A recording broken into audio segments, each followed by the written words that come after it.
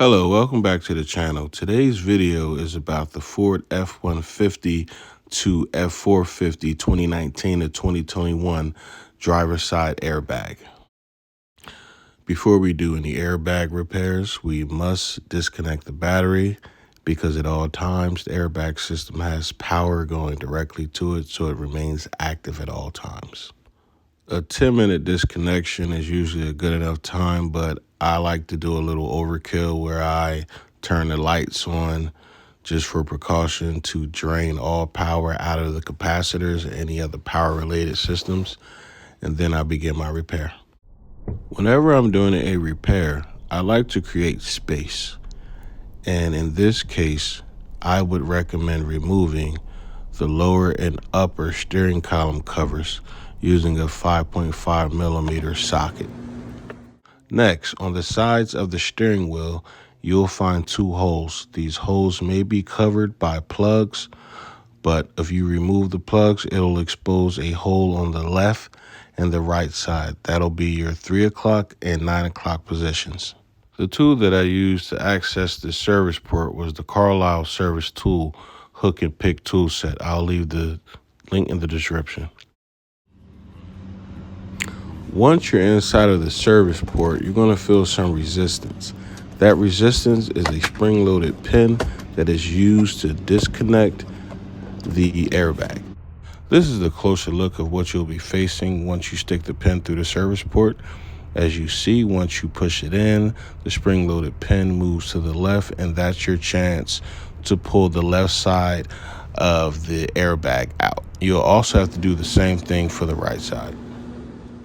There's also a bonus video to show you how to remove the clock spring. If you want to remove the clock spring, in addition to removing the airbag, you'll have to remove the buttons alongside of it.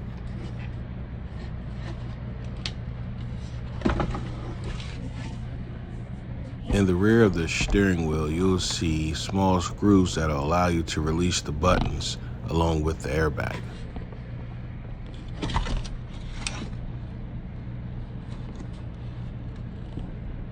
There's electrical connectors on both sides that can't be accessed unless you remove the panel.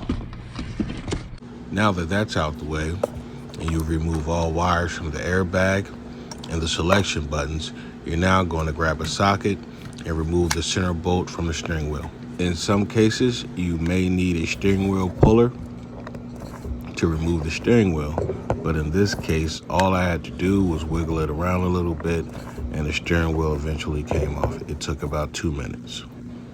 Now that the steering wheel is removed, you're going to get a T10H, that's a T10 hex, and you're going to remove these screws. There's 4, and you can take off the clock spring at this point. Pay close attention to this dial that sits behind the clock spring. If this is moved by mistake, it should be placed right back where it's notched, as you see in the video, because if it's not, it'll cause confusion within the restraint system. Now that your notches are set perfectly, you can now install the clock spring.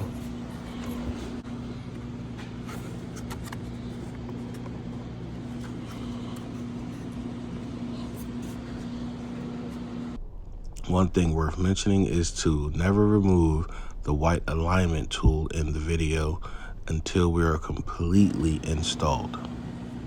At this point, you can prepare to zip your screws back in.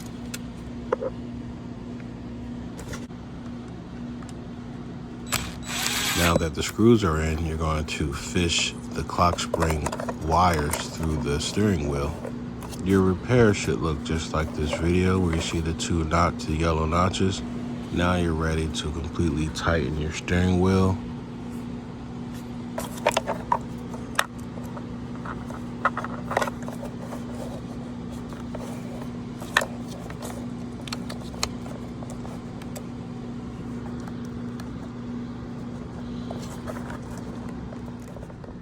Reconnect all connectors and never forget to completely press down on this orange tab.